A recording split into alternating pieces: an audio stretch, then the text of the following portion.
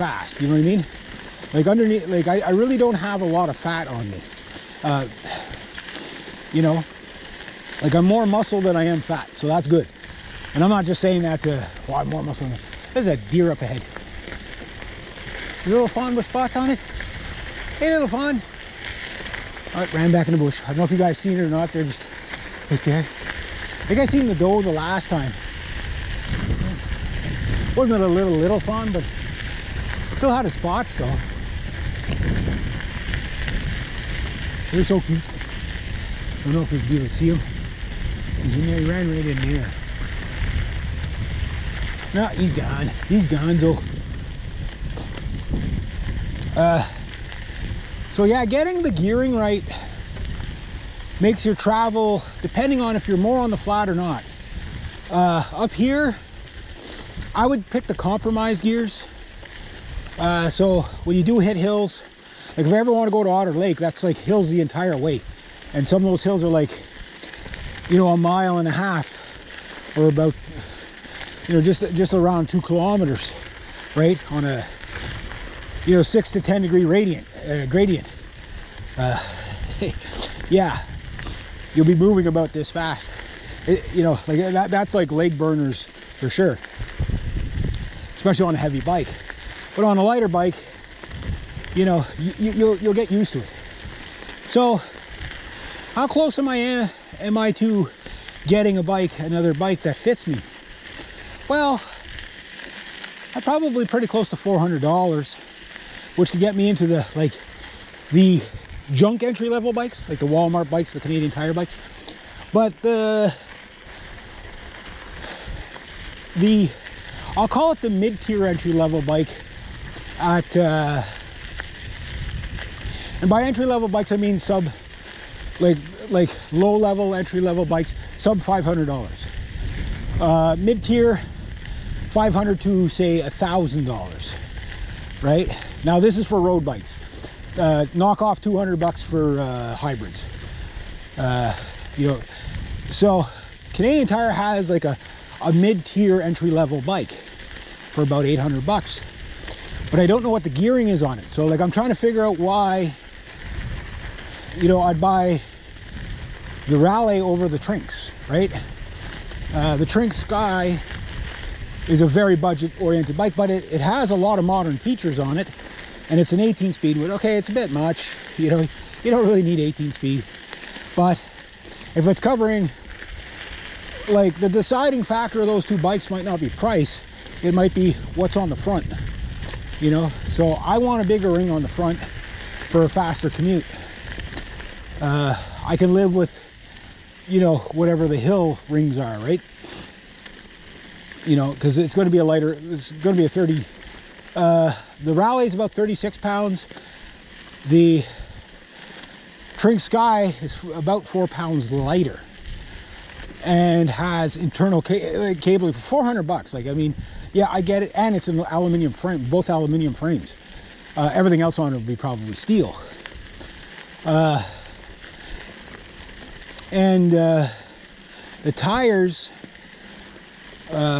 like I'm thinking 35 millimeter tires minimum, so think hybrid territory, or like light gravel bike, because I don't want anything much thicker than that, because it's just going to be too slow, right? But then if it has those tires on it, it's probably, both bikes are probably geared down. So if they both have the same gearing, the advantage to the Trinx is it's cheaper.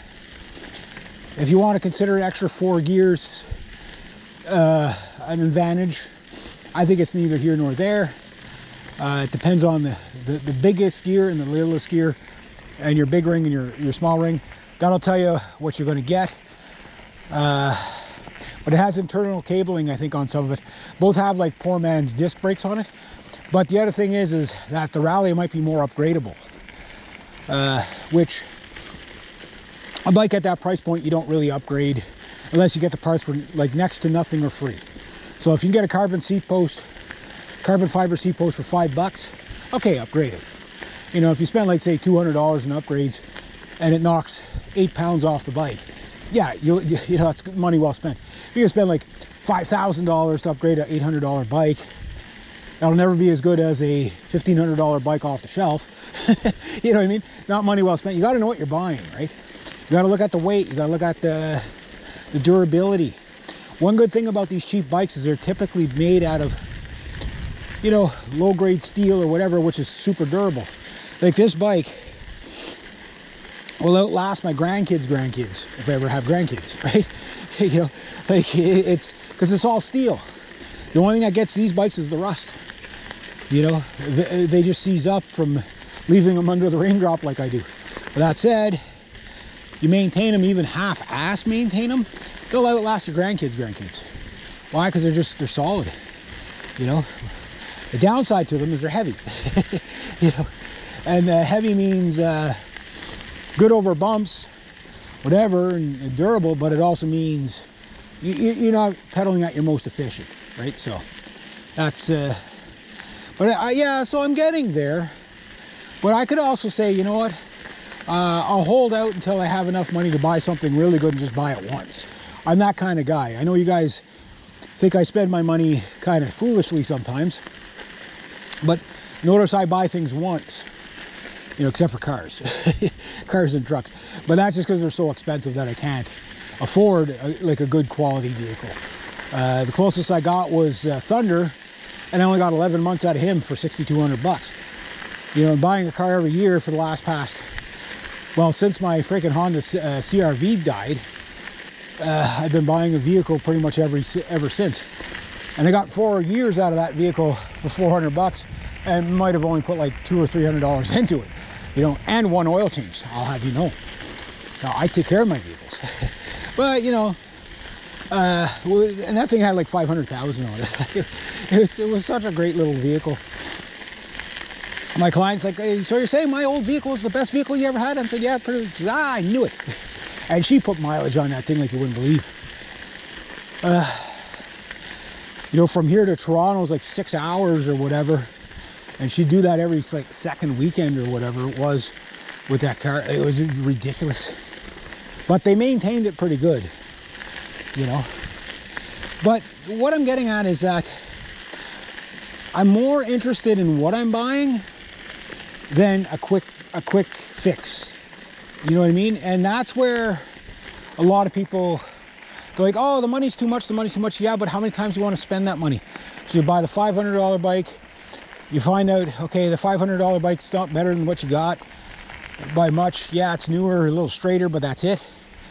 And you buy the $1,000 bike, and you're like, that's a little bit better. You start putting about $500 worth of parts on it, but yet it's still not as good as the base model.